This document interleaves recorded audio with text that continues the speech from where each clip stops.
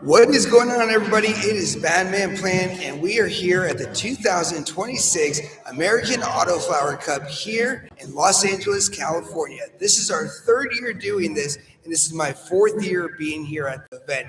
And today, it's really awesome. Even at the start, there are tons of people here. There's a lot of things going on, and there's some new things compared to the previous years, like a really awesome sound stage for all the awards and the winners. Today we got Teaching Buds with us, who's also a big part of this event through the education, which we love education. Welcome. Thank you so much. What's up, everyone? So today we're both out here promoting advocacy and talking to growers. So tell me a little bit about your company and testing samples. So you were the official tester for all 57 samples? We tested 73. Ooh, 73 flowers we had access to for pulling some data. So really interesting in that. So what up? My name's Nate. Nate Whitaker. Name of our company is Teaching Bud, and I run that. It's me and my wife putting together the whole saga of bridging that gap between what the average person who is interested in cannabis wants to know and what we can teach them, which happens to be quite a bit. And so we break that down into bite-sized bits. Today, we're helping to represent the whole education and science aspect of the American Autoflower Cup. And with the American Autoflower Cup, we have the opportunity to have something which I consider to be really interesting from a scientific standpoint and a historical standpoint, which is we're basically chemically and from a community standpoint, sort of almost time stamping every single time we have this event, right? We know exactly on a year-by-year basis exactly where the autoflower community is from a science and testing standpoint, right? From a community standpoint. And that's historic, not just what we're doing today, but how many years did you say again, bro? So I've been growing since 2020. And you said this is your fourth year here, right? Yep. We have a timestamp now for all of these changes you've seen. The highest testing, plant this year capitalized even over last year, which was just over 30%, and hit about 33% this year. We're seeing this type of product essentially evolve and move forward. Now, when we talk about autoflowers, we talked during the judges' talk, and we were talking about the advancement and what we're seeing with autoflowers today. Where would you say that autoflowers are going based on stigma versus real science? Like, is there an equal to photo periods and autos, or is that just myth and belief? What is that? It's really interesting to consider cannabis and what genetic families kind of come out of it. Every family has certain qualities that they end up expressing. Yep. For instance, here's an example. You've heard how certain strains wash well, right? That's actually a quality of their family. For instance, a lot of OG gassy strains wash well, and quite a few, about half of the strains in what you would consider to be the dessert category, wash well. Those aren't unpredictable, weird things that happen. We're able to actually trace chemically which family these strains came from, and there's a relationship value between lots of different strains. And the idea that they wash well, for the sake of making this example, is a way of being able to almost classify how those ones stand apart or what makes them different. You follow? Yep. So now we can almost ask in that sense, because autoflowers, for the most part, have pretty common genetic roots almost. The pheno roots isn't as widespread as, say, all the high THC strains that are out there, right? So what does that mean about these phenotypes, this area of autoflower? To answer your question, how do they stand alone? Well, what do they do? Smokability-wise, we're right up against passing through that membrane where people almost can't tell. And just off the man on the street style, if they're smoking an autoflower versus not. And that's kind of huge, especially for speaking to the mainstream right there. Now, the ultimate connoisseur of connoisseur, who can basically tell you the terroir down to the vintage or, where it was pulled and when and everything else. Now, that guy might not have a wool pulled over his eyes, but for the average person who really enjoys cannabis, we're almost seeing a lack of distinction between these things, which means things like accessibility for home growers is starting to become that much more of a real thing. Actually, having a house plant that can get you high isn't such a weird thing. You don't need to buy thousands of dollars of lighting and nutrients in order to make it work anymore, right? Yeah, I mean, honestly, too, when you talk about lighting and advanced equipment, it's really about environment. You can do very well with minimum equipment. It's not necessarily better lights, better plants. So now, when you looked at the American Autoflower Cup samples this year, describe what you saw. This was interesting, but not totally far off of where I've seen everything else. Now, for the most part, all high THC strains. Yeah. That's what everybody's going for. Interestingly, we saw a couple of, and I can't be 100% sure if there were aspects or winning qualities of these strains that extended past just the cannabinoid profile, right? We didn't run, unfortunately, terpenes. There wasn't enough material available for testing to run cannabinoids and terps. So maybe there would have been some insanely unique qualities that I could have seen with a terpene profile. But we saw some low ones. We saw a couple under 10% this year. That doesn't necessarily speak to something poorly. It speaks to people taking more chances, which I don't consider to be a bad thing. Also, we see multiple entries through a lot of the brands and companies out there, and they may have seen or detected something that was unique or interesting with that strain that just simply wasn't reflected in the cannabinoid profile. That makes sense? Yep. We also saw higher amounts coming out. Now, that's more of a sign of people getting to know various strains and then dialing them in as well, right? Yeah. Because the more dialed in something is, the more predictable it is. If somebody's just trying to kill it with high THC, they've got that now. You know what I mean?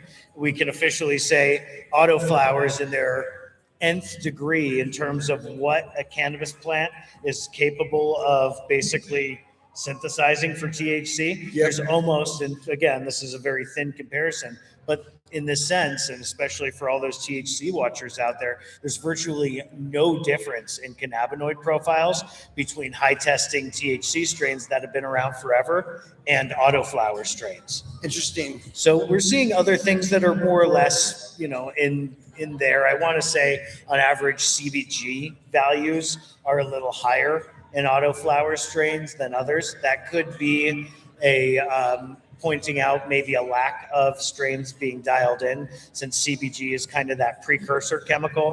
And maybe if people are not as familiar with the strains, things aren't being brought to full term, all of that CBG isn't having a chance to fully convert over. That can also speak to the sometimes unpredictable nature of the genetics too, right? Yeah. Oh yeah. Genetics. I mean, I just had one that did a perfect run, and then during flower decided to hermit. So, I was like, wait a minute, are those balls? Yes. Like, perfect plant, perfect green, no deficiencies, no nothing. And and it can be unstable, but that's also another reason too, is not just to your lights, but your genetics. Where's it come from? Its lineage. Such a crapshoot. What's it good for? What type of environments? And a lot of times, I'll be guilty of this in the beginning too, is everybody kind of runs to names. Oh, this name is super good, and they're not necessarily looking at the plant or the seed for what it is. And you're leaving a lot on the table because you're just going to popularize things or names, but you're not looking at is this really going to help me with energy, or does this one make me more sleepier, or is this one going to help me eat better? So as we start to, too much pickup. Talk louder. I'm getting used to your mics. All right. So as we move forward, because we do have the ability, largely through being able to study terpene profiles, if we're talking about the mass spectrum of high THC cannabis, we oftentimes can have the chance to describe what would be a repeatable, predictable experience, because we have the ability to look at what terpene profile that particular strain comes from. We can look at what family that strain comes from, and we can make predictable effects. Example, you hand me a nug and have me test it, It comes back with high myrcene in terms of the terp Yep. profile, mid amounts of THC, about 15 to 18%, and very high myrcene. About 90% of the terp profile, in fact, is myrcene. 10% is dominantly beta-caryophyllene, and then a little bit of pinene, and then everything else. But really, it's just a lot of myrcene and a little bit of everything else. I'm going to look right at that and tell you you're looking at a kush. Yeah. Straight up, because that's essentially the chemical profile of a good old school, say, Granddaddy Purple, Bubba Kush, Master Kush, Kush. What can we tell you about that kush? Can we say that it's probably, regardless of having high THC or not, it's probably pretty damn sedative or sedative? Mm-hmm. And in being a sedating strain, is it going to have the opportunity to knock you out? Can I take these chemical readings of this strain and then tell you what you can expect from that strain? Can you tell me, even though we've never talked before, what a kush would do to a person? Can I tell you what a kush would do to a person, and will our descriptions be almost identical? Probably, right? So that's what we can ultimately start to say when we study these different families. Now, back to the question of autoflower, right? Back to the question of autoflower, there's not enough chemical diversity to be able to say these autoflowers are going to do this and those autoflowers are going to do that. Best case scenario, we're able to sort of trace the genetic lineage and from there determine the behavior. And then from there, if we can tell how happy the plant is, it sort of becomes the best of that it can be, right? Autoflower is a unique beast when you consider that. And when it comes down to how much information we're putting into the pool of data, there's not enough yet to start to make these determinations, which is crazy because I want to be able to give you a straight answer. But the reality is that we're so early in the research phases of these that, again, the general spectrum of high THC products, I could give you some answer of, but we haven't yet discovered enough of the nuance in between the various strains of autoflower for me to be able to give you that same predictable outcome. Also, it would come down to a question of, can you tell this information pre-harvest? Which there will be terps out there, for instance, in the future, but in such diminished amounts if things haven't come to term that you might not be able to get enough data. Also, maybe in the autoflower world, different terps will synthesize from the plant at different times. Yeah. So maybe that's good data, but again, data that needs to be gathered and shared with the community, and 1,000 people need to do it at once before I have a good answer for you. Well, with that being said, you don't have the ability to clone autoflowers. So to get the exact same plant is going to be a lot different because technically you're starting from seed. Do you think in the future autoflowers will have a capability where you can do the exact thing where you can clone a plant and be able to carry that genetic line? Or do you think we'll always see it as just in seed form? Always seed form in what we consider to be autoflower. If we found a way to modify it to where it would behave exactly like what you're saying, we're getting so deep into sci-fi-esque hacking of the strain at that point that it technically doesn't exist. And if it did, it would be something else entirely than an autoflower. Gotcha. Okay. So there are chemical signals, hormonal signals that the plants have that dictates how it's going to operate. That is related to what the plant is, how it grows, and the fact that it autoflowers to begin with. Yeah, okay. So with that being said, getting back to the cup, what did you see as far as flower quality, build, structure, profiles, terpenes, just from looking at it as you're testing it? Were you impressed? Were you half and half? What did you see? I only got to see so much of it because it was virtually all fed to the machines. So I didn't really have a chance to study it. And even if I did, I would have only received a couple of grams of bud, which personally speaking, and this is just a general thought, but I don't think that's enough to really get an idea off a harvest, just 2 grams. Gotcha. Even if it's the best 2 grams of it, that doesn't tell me what the overall harvest is. That just tells me how the best part of it looked from the best angle on the best day. You know what I mean? Okay. But what I would say is it was all across the board. Okay. So that is, in this sense, a lot of entries and a lot of risk taking And it seemed to be a no holds barred kind of approach based on what people entered, and the best way I can to answer your question, people threw as much stuff at the wall to see what would stick. Now, with that being said, do you think that the quality is getting better when you do these tests for these competitions? Are you seeing improvements where you can say, like, hey, 10 years ago levels and situations were like this, and today we're seeing that? Like, how do you see the culture and gardening from those stats as far as like data of evolution, I guess, as it growers or home growers? I'm still trying to get my head wrapped around like the community evolution, because that's a really interesting side of things too. Yeah. That's very different than what you tend to see in mainstream cannabis. I'll get back to that in a second. But in terms of the evolution, chemically speaking, I mean, results are 10% better this year than last year. And although I've only been testing for a couple of years right now, although I've only been testing for a couple of years for the event, I also have had a chance to see some historical information, and it is beyond a doubt coming up and improving and becoming a better product just as things go and through the run of it.